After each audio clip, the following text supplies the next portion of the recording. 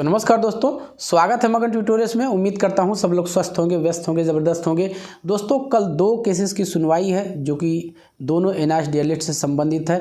पहले केस के बारे में यदि मैं आपको बताना चाहूं तो वो आप लोग जानते हैं वेस्ट बंगाल से है, कौशिक दास वाला मामला, जो कि एक तरह से हम कह सकते हैं कि क्लैरिफिकेशन के लिए है। और ये हम इसमें ये भी एक चीज़ जोड़ सकते हैं कि ये बाकी हम कह सकते हैं राज्यों के केस से अलग है, क्योंकि जो वेस्ट बंगाल की बेसिक शिक्षा नियमावली है वो थोड़ी सी डिफ़र करती है। लेकिन यदि यहाँ पे इस केस में भी जीत होती है, हिमा कोहली मैम के बेंच में है, आप लोग को पता है सुप्रीम कोर्ट में कल इसकी यानी 1 मार्च को हियरिंग है।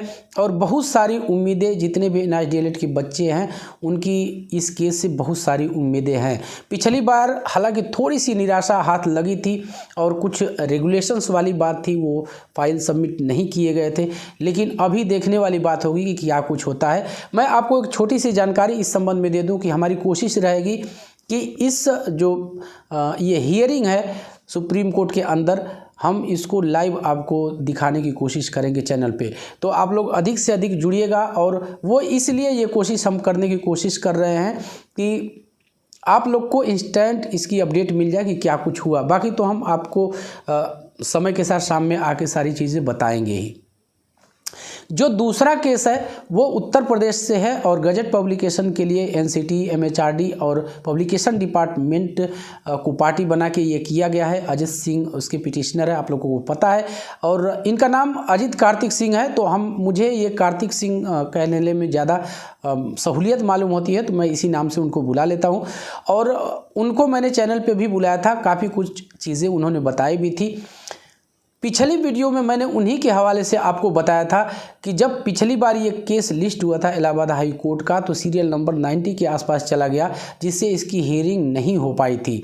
लेकिन उस वीडियो में मैंने आपको कहा था कि कार्तिक जी के हवाले से ये पता चला है और उन्होंने अपने एडवोकेट से बात की है, तो उन्होंने ये भरोसा दिलाया है कि अंडर 30 में हम इसको लिस्ट करवाएंगे। तो दोस्तों, अभी जो ये केस लिस्ट हुआ है ये 22 नंबर पे लिस्ट हुआ है। तो हमें ये सीरियल नंबर के हिसाब से और जो अंदरूनी जानकारियां मिली हैं उसके हिसाब से हम ये उम्मीद कर सकते हैं कि इस दिन यानी 1 मार्च को ही इस केस की भी सुनवाई है।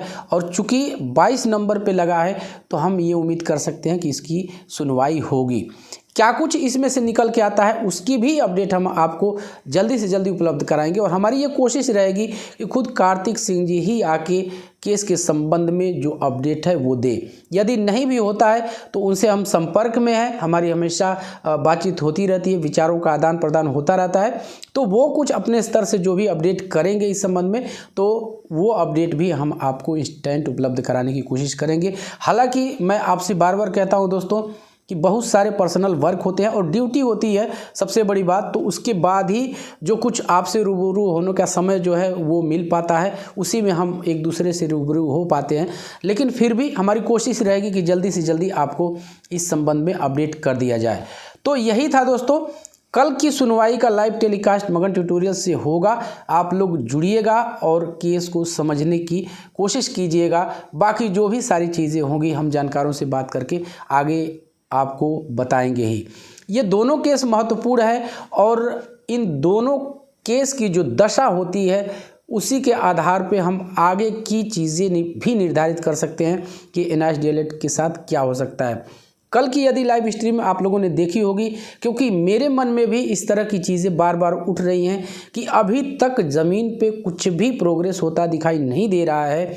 इसलिए एक दिमाग में टेंशन सी होती जा रही है कि 28 नवंबर को फैसला आया था एनआईएस डीएलएड को संबंध में, उसके बाद से अभी लगभग 6 महीने होने को हैं और हो चुके हैं हम कह सकते हैं।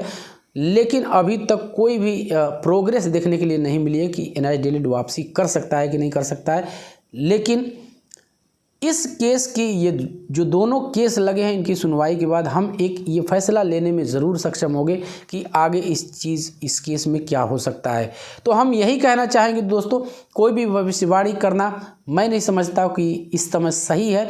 जो भी अपडेट होगी, जो कुछ भी हश्र होगा वो हमें पता चल जाएगा और जैसे ही हमें पता चलेगा हम आपको भी उससे ज़रूर अपडेट करेंगे। तो बस दोस्तों यही था आज की इस वीडियो में। उम्मीद करते हैं कि आपको ये वीडियो पसंद आई होगी। और चलते चलते वही रिक्वेस्ट दोस्तों, कृपया इस चैनल को लाइक शेयर और सब्सक्राइब जरूर कीजिए दोस्तों। जब आप ऐसा करते हैं तो हमें एक मोटिवेशन ज़रूर मिलता है। मिलते हैं अगली वीडियो में, तब तक के लिए नमस्कार।